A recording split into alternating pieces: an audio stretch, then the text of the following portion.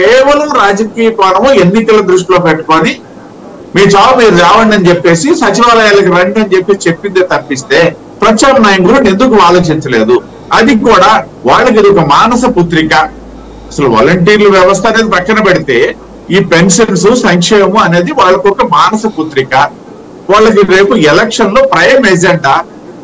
దాని నుండి లబ్ధి పొందడానికి చూసేటప్పుడు ప్రతిపక్షము అడ్డుపడింది అని చెప్పేసి చెప్తారు సార్ సోనాం శర్మ గారు ఖచ్చితంగా.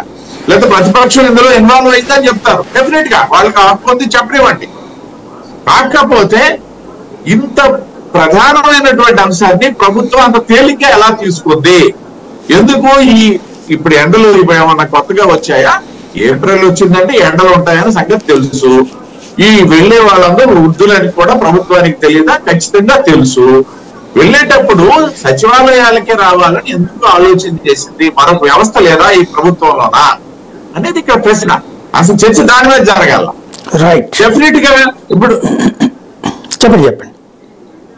ఇప్పుడు నేను ఇది ఏదైతే ఇప్పుడు డిజిటల్ గురించి చెప్పారు సార్, వాస్తవమే.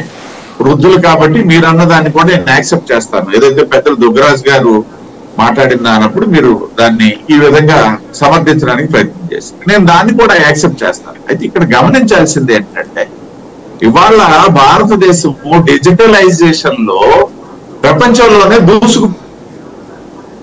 ఒక పెద్ద సమస్య కాదు.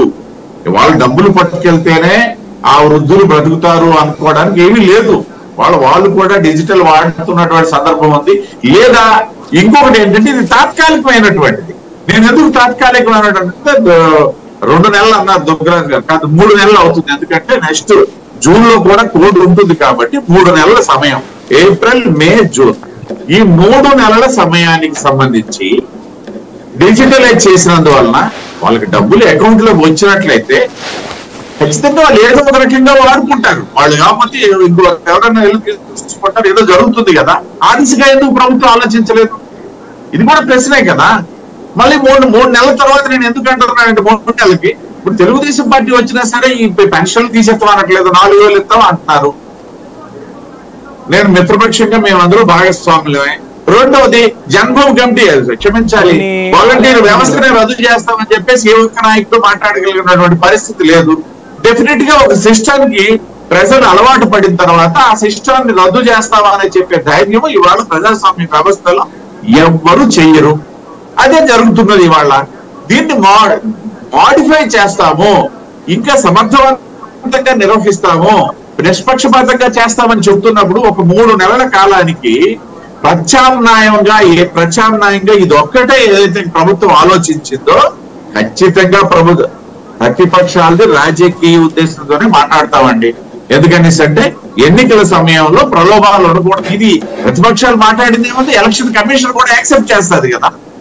చేసేటప్పుడు ప్రభుత్వం ఆలోచించాల్సింది వాళ్ళకు ఒక మానసపుత్రికగా ఉన్నటువంటి ఈ పెన్షన్ల వ్యవస్థని మాడిఫై చేసేటప్పుడు మీరే మా దగ్గరికి రండి అన్నారంటే అక్కడ ప్రభుత్వాన్ని చెప్తుందని చెప్పేసి మనం మాట్లాడగలమా? మరొక వ్యవస్థ లేదా? మరో వ్యవస్థ ఆలోచించారా అని చెప్పేసి కూడా ఇక్కడ ప్రశ్నిస్తున్నాం. రైట్. కాబట్టి ఇక్కడ ఆలోచించేటప్పుడు ఏంటంటే డెఫినెట్ గా ఈ 3 నెలలకు సంబంధించి ఒక ప్రత్యామ్నాయమైనటువంటి సులభతరమైనటువంటి వ్యవస్థ నిర్మాణంలో ప్రభుత్వం వైఫల్యం చెందింది, రాజకీయంగానే చూసింది అనేది ఖచ్చితంగా చెప్పచ్చు.